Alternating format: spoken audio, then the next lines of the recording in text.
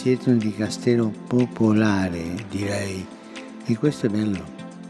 Mi raccomando, non perdete mai questo carattere di vicinanza alle donne e agli uomini del nostro tempo.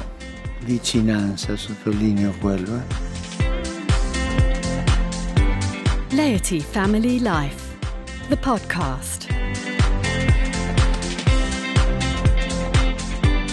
We open the Dicastery podcast series by talking about grandparents and the elderly.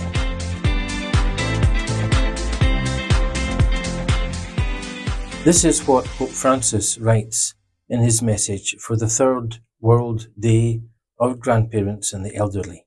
This year, the World Day for Grandparents and the Elderly takes place close to World Youth Day.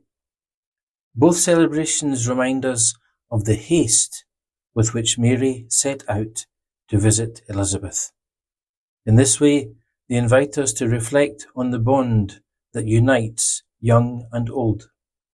Visitation is a recurring theme in the Bible, which tells us of numerous encounters between God, women, and men, but also between people of different social, cultural, and religious backgrounds. Each visit implies a movement, a willingness, a curiosity towards the other, but also a witness, a sharing, a solidarity.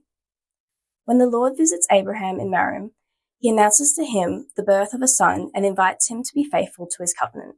When the prophet Elijah visits the widow of Zephrah, he brings her the gift of life and divine providence. When Jesus visits the home of Lazarus, Martha, and Mary, he befriends and comforts a family aggrieved by death. When Mary visits Elizabeth, she brings with her the joy of the gospel and the blessings of the Holy Spirit. The visit is always an occasion of grace, of communion, of transformation. The visit is also an act of courage, of trust, of generosity. Mary does not hesitate to set out, despite being pregnant, to reach her elderly relative in need of help. Visiting, especially a poor person, a weak person, a grandparent, an elderly person, is a decisive experience. From the elderly, we receive the gift of belonging to God's holy people. The Church, as well as society, needs them, for they entrust to the present the past that we need in order to build the future. Let us honour the elderly, neither depriving ourselves of their company or depriving them of ours. May we never allow the elderly to be cast aside. Visiting a lonely elderly person is an act that changes the paradigm of the culture of discard and is a way to live what the Pope has called the revolution of tenderness. It is the Pope himself who asks young people not to balk on their art, not to stand at the window, but to prima art, to take initiative. There is a task entrusted to young people and a reality to be changed, that of the lonely elderly. The Pope does not want young people sitting on the sofa, but engaged in the revolution of tenderness.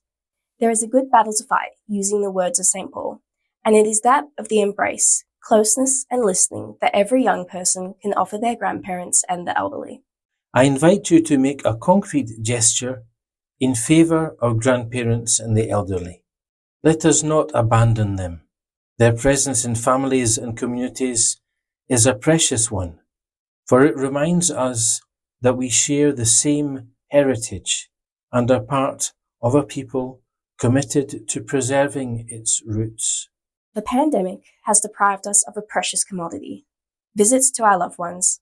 How much we have missed the physical contact with our grandparents, their warm and reassuring embrace. How much our grandparents have missed the smiles of their grandchildren, their contagious cheerfulness. How much grandchildren have missed listening to their grandparents' adventures and stories. How much we have missed the simple and sincere dialogue in the family with the people that we love. Let us follow the example of Mary, the young woman who sets out to visit her elderly relative Elizabeth, and let us follow her example of haste, she who, as a mother, knows that all her children need to be comforted. It is the Holy Spirit who urges her to this gesture of love, just as it is the Holy Spirit who invites us to be close to those in need. There are a great many people of the elderly waiting for consolation. Let us follow Mary and go out and meet them. To you, the young people preparing to meet in Lisbon or to celebrate World Youth Day in your own countries, I would ask this. Before you set out on your journey, visit your grandparents. or an elderly person who lives alone.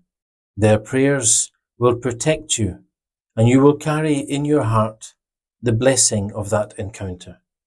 I ask you, the elderly among us, to accompany by your prayers the young people who are about to celebrate World Youth Day. World Day for Grandparents and the Elderly this year, by play of the calendar, seems to open the door for World Youth Day. There is a link, however, between these two events, which is much more significant than the intertwining of dates. It is what Pope Francis loves to repeat, quoting the Argentine poet Francisco Luis Benandez, "What the tree has flowered lives on in what has been planted." This is the inescapable link between the blossoming of youth and the roots of old age. This is why Pope Francis invites young people to visit their grandparents and the elderly before leaving for Lisbon, and asks the elderly to accompany them with prayers and blessings.